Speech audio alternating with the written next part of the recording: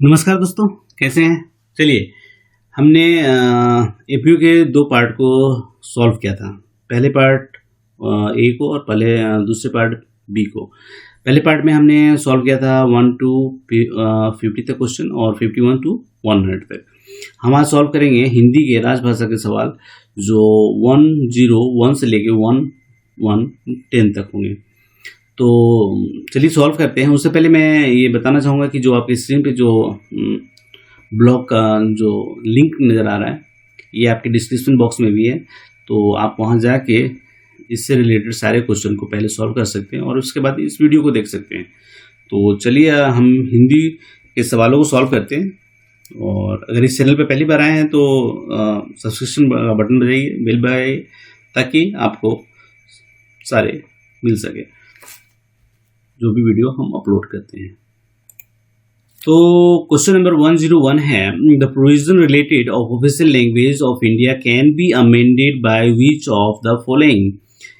Option A simple majority, B 2/3 majority and C third fourth majority and this can not be amended. तो इसमें ये कह रहा है कि ऑफिशियल लैंग्वेज में जो अमेंडमेंट किए जाते हैं वो की जा सकती हैं या नहीं। डी कहता है कि नहीं किए जा सकते, लेकिन बाकी लोग कहते हैं कि हाँ भाई सिंपल सामान्य बहुमत से किए जा सकते हैं या फिर 2/3 बहुमत से या फिर 3/4 बहुमत से किए जा सकते हैं। तो इसका जो सही आंसर होगा वो सिंपल मेजोरिटी से यानी कि सामान्य बहुमत से किया जा सकता है। ठीक है, इसका आंसर सही यही है। चलिए क्वेश्चन नंबर 102 को देखते हैं। Under constitutional article 343 which is the official language of the union? तो ऑप्शन देखते हैं। ऑप्शन है Hindi, B Sanskrit, C English and D ANC। तो जो आर्टिकल्स हैं 343, तो उसमें आर्टिकल्स 343(2) में जो व्यवस्था है कि हिंदी और इंग्लिश दोनों का ही है। तो यहाँ पे जो ऑप्शन है वो जो मुझे लगता है वो तो मुझे हिंदी लगता है, लेकिन यहाँ पे जो ऑप्शन है उसके आधार पे ए और सी को हम ले सकते हैं। आप बताइए आपको क्या लगता है, क्योंकि मुझे तो यही लग रहा है, तो मैं इस ऑप्शन को ही चुनना पसंद करूँगा अगर मैं एग्जाम में होता तो। ठीक है, आर्टिकल 103 क्वेश्चन नंबर 103 को देखते हैं। Which among of the following is official language for communication between the state and another state and the union? Option है ए 349, बी 346, सी 243 एंड डी 305। तो जो सही आंसर है वो है 346 द करेक्ट आंसर। ठीक है। 104 which among the following is official language in India? तो it's C Hindi in Devanagari script. ठीक है, चलिए 105 को देखते हैं। In which year did the parliament enact the official language act? तो जो ऑप्शन है वो है 1963, 64, 65 एंड 66।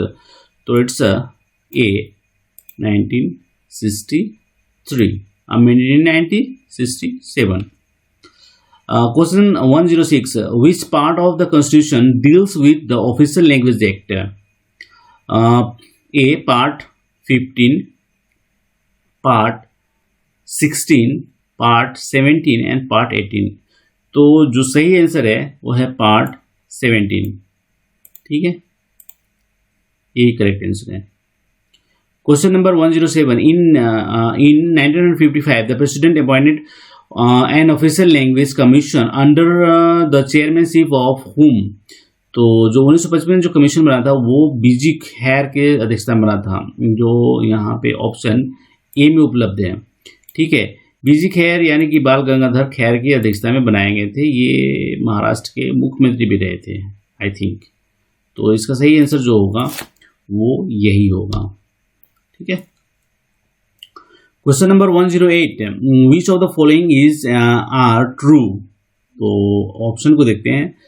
ए है द लेजिस्लेचर ऑफ स्टेट में adopt any one or more of the languages in use in the state or Hindi as the official language of that state. B है दूसरा नंबर है the proceedings the proceedings of the Supreme Court are to be carried out in English or Hindi only. तो जो option है वो निकल के आते हैं only A, only two, only one, only two and A and two and none of the above. तो जो सही आंसर होगा वो ये होगा, ठीक है, ओनली ए होगा। क्वेश्चन नंबर जो है वो है 109। At present how many language are listed in 8th schedule of the constitution? It is 22। 22 भाषाओं को शामिल किया गया है। Super hit question 110। When is Hindi celebrate every day?